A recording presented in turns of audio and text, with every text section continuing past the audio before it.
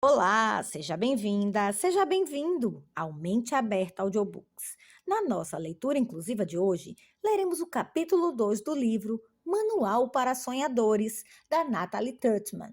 Mas antes de começarmos, peço que se inscreva no nosso canal e ative o sininho para receber nossas notificações. Vamos a isso! 2. O valor de seguir um sonho. O dinheiro vem e vai, mas o que você tem na mente, ninguém tira de você. Dominique Toretto, Velozes e Furiosos 5, Operação Rio. Por incrível que pareça, o valor de seguir um sonho não está no reconhecimento, na fama ou no dinheiro, apesar de que muitas pessoas acreditam nisso e vivem como se fosse assim. O valor de seguir um sonho está nos detalhes do nosso dia a dia, no jeito de acordarmos, se estamos animados ou desanimados, se sentimos uma preguiça terrível para sair de debaixo do cobertor ou se pulamos felizes pelo novo dia que nos espera. No jeito que tratamos a nós mesmos e aos outros, se nos sentimos amigáveis e generosos ou se ficamos com inveja e nos comparando com cada pessoa que passa na nossa frente. O valor de seguir um sonho está nessa felicidade que nos permite passar horas fazendo o que gostamos, sem ter noção do tempo, e que nos dá a autoconfiança de nos sentirmos satisfeitos com o que temos. Quem é verdadeiramente feliz não precisa de muito, porque o nosso sonho, por melhores, inteligentes, competentes ou dedicados que sejamos, provavelmente vai demorar um tempo para virar realidade, porque as coisas normalmente não acontecem de um dia para o outro. E que bom que é assim! Senão, nos desviaríamos de todas as lições de perseverança que são tão valiosas. É no caminho que conseguimos desenvolver as competências que precisamos para alcançar esse sonho. Se focarmos só no dinheiro e na fama, nosso sonho pode virar só um outro objeto de desejo que achamos que precisamos alcançar para sermos felizes. E, como no caso de qualquer outro objeto de desejo que logramos ter, seja um brinquedo, uma roupa, um gadget ou um carro novo, a novidade passa e logo voltamos a ficar envolvido naquilo de que achávamos que conseguiríamos fugir. O tédio do nosso dia a dia quando estamos fazendo algo que não gostamos de fazer. Mas o que acontece frequentemente com um jovem que está se preparando para entrar na faculdade?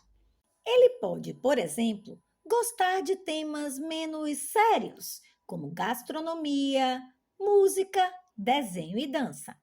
Mas, graças ao medo que a sociedade ao redor, muitas vezes seus pais, familiares e amigos, se encarrega de incutir nele, ele termina se convencendo de que essas seriam escolhas muito arriscadas, sem futuro certo ou garantias de sucesso. Assim, ele opta por seguir alguma carreira mais tradicional ou segura, como administração, engenharia ou medicina. Nada contra elas. E embarca em uma jornada que não lhe pertence. Muitas vezes, esse jovem não está nem pensando em como vai se sentir estudando esses temas, se de fato gosta de lidar com números ou com sangue nas mãos. E sim, apenas na aceitação das pessoas quando elas lhe fazem as clássicas e tão temidas perguntas a respeito do que ele vai estudar ou o que ele quer fazer da vida. E é assim que muitos jovens começam a aventura da vida na faculdade, na qual já cedo se preocupam com o que diriam e param de ouvir a si mesmos. Alguns chegam até passar os 4 ou 5 anos de faculdade se questionando a respeito do motivo de não gostar do que estão estudando, porque não se sentem felizes e têm que se forçar a frequentar as aulas, enquanto outros, talvez mais corajosos ou mais sensíveis, percebem logo no começo que cometeram um grave erro e mudam de carreira. Para aqueles que permanecem nesse caminho mais aceito, como os que estudam administração de empresas, Nada contra a administração de empresas, mas parece ser a opção default para muitos daqueles que não têm a coragem de admitir aquilo de que realmente gostam. Logo chega a etapa do primeiro emprego e do primeiro salário. E logo mais, depois que a novidade passa e que se acostumam à sua nova rotina de trabalho, surge aquela desconfortante pergunta: que surpresa vai continuar aparecendo e cutucando essas pessoas pelo resto das suas vidas? Mas é só isso? Desmotivado e aborrecido, o jovem, que neste exemplo vou chamar de Miguel, começa a procurar um novo emprego, ainda convencido de que tem que haver algo mais, algo melhor, com o qual ele realmente possa se sentir feliz e fazer a diferença. Já que a verdade é que todos, sem exceção, padecemos da mesma necessidade de sermos autores das nossas vidas, de sentir que nossa existência faz alguma diferença. Se não, qual é o ponto? E de querer encontrar um sentido para nós mesmos. Dessa forma, Miguel encontra um novo emprego. Sem saber bem o porquê, o ciclo recomeça. Ilusão ante a novidade, desencanto depois de alguns meses, desmotivação e mais do desconfortável e persistente. Mas é só isso? E novamente o ciclo recomeça na procura por algo melhor. E no meio de tudo isso, ele começa a procurar coisas que acha que podem preencher esse vazio e essa desilusão que ele sente dentro de si no seu dia a dia. E nada como nossa fantástica sociedade para oferecer um amplo repertório de soluções prontas e tentadoras que prometem felicidade instantânea. Pode ser um carro novo, um apartamento novo ou uma roupa nova. Independente do que ele escolher, o fato é que são coisas, e só coisas, que rapidamente perdem seu brilho e caráter de novidade, deixando Miguel no mesmo lugar em que ele começou, no tédio de seu dia a dia. Com a diferença de que agora ele tem mais contas para pagar. E Miguel continua em um trabalho no qual ele não se sente motivado e para o qual não acha propósito. Como já não tem a mesma facilidade de quando ele começou para mudar ou desistir de uma vez por todas, amarrado às despesas de todas as suas aquisições, na sua luta por parecer mais adulto, ele percebe que vai ter que tomar cuidado na hora de fazer uma próxima mudança. E assim começam a passar os anos, e antes que ele perceba, sua vida se torna mais restrita e complicada, e ele perde muito da liberdade que uma vez acreditou que teria para sempre.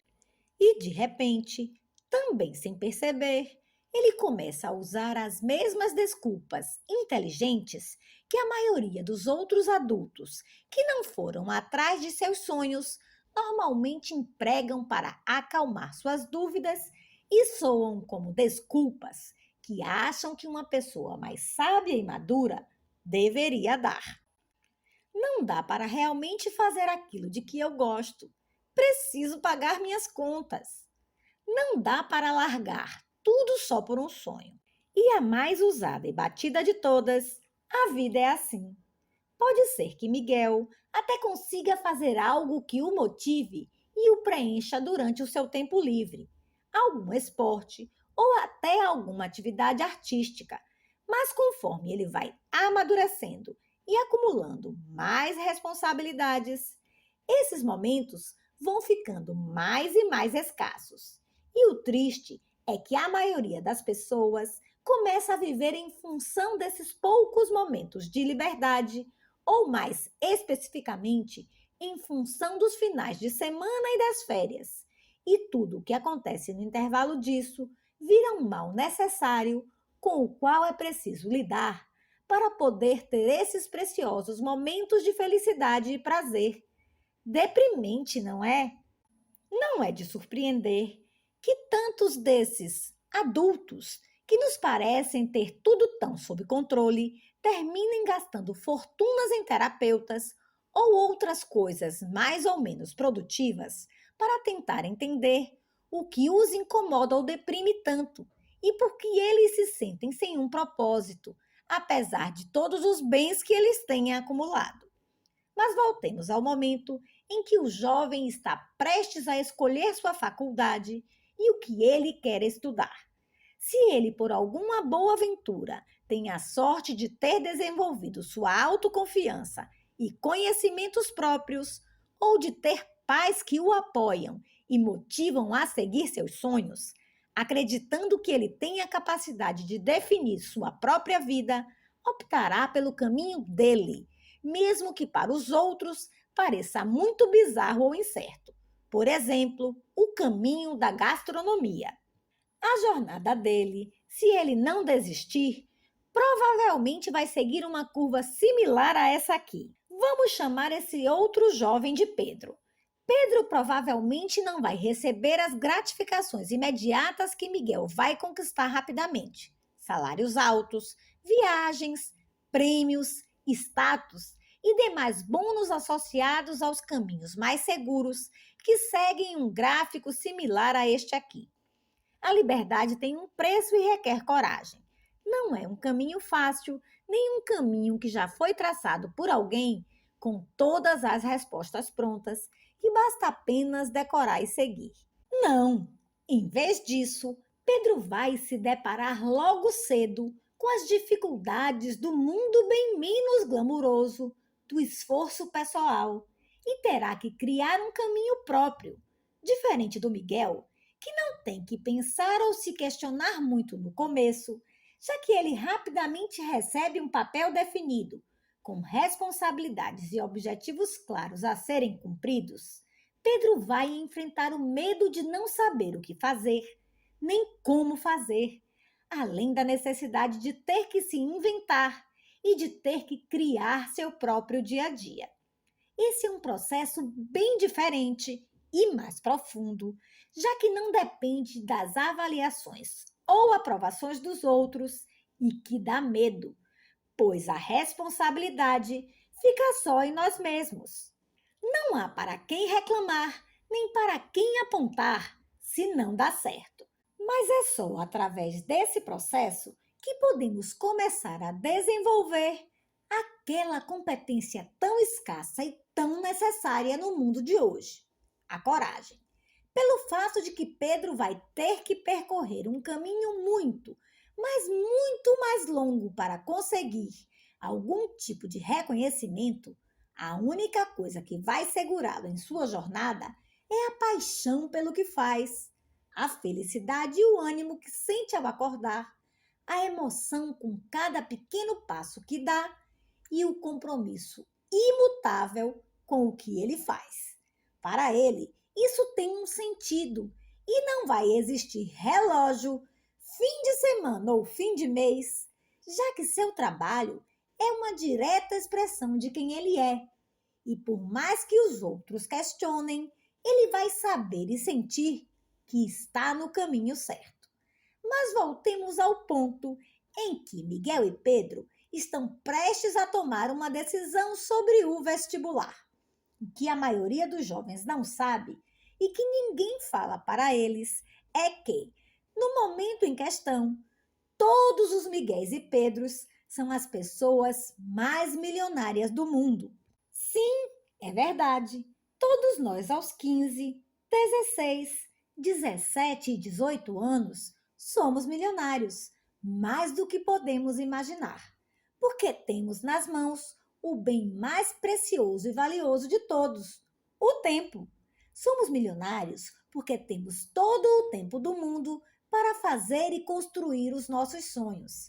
Se falarmos com alguém de 30 anos para cima, que já está amarrado a um emprego pelas suas responsabilidades, ele provavelmente vai falar: se eu pudesse ter mais tempo para fazer aquilo de que realmente gosto.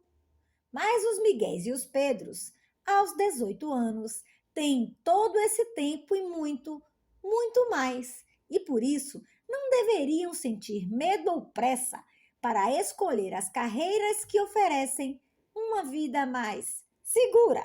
Qual é a pressa? O que são 2 ou 3 anos quando você tem 18 anos?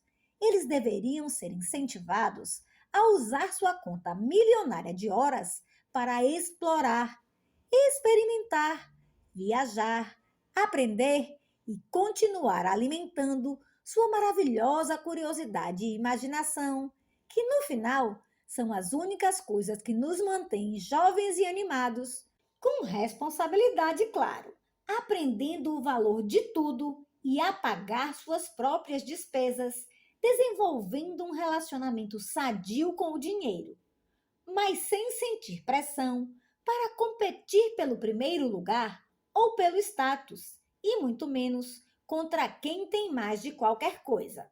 Deveríamos incentivar todos os Miguéis e os Pedros a se conhecerem e a se sentirem à vontade com seus próprios desejos, expressando-os, para que possam aprender a encontrar seus próprios caminhos, nem que tenham que criá-los a partir do zero, sem medo do fracasso ou de o que diriam. Mas muitas vezes parece que os adultos desconfiam da capacidade de um jovem de 18 anos de saber do que ele gosta e, bem rápido, ensinam ao jovem que ele verdadeiramente não tem como saber do que ele mesmo gosta e acham que é responsabilidade deles fazer as escolhas desse jovem para evitar qualquer problema. Não é de surpreender que tantos estejam na metade do caminho ainda, se questionando por que se sentem tão confusos. Existe uma história fabulosa chamada The Rocket, o foguete, que está no livro Uma Sombra Passou por Aqui, de Ray Bradbury, um renomado escritor de ficção científica que aborda de uma forma muito especial o valor de um sonho.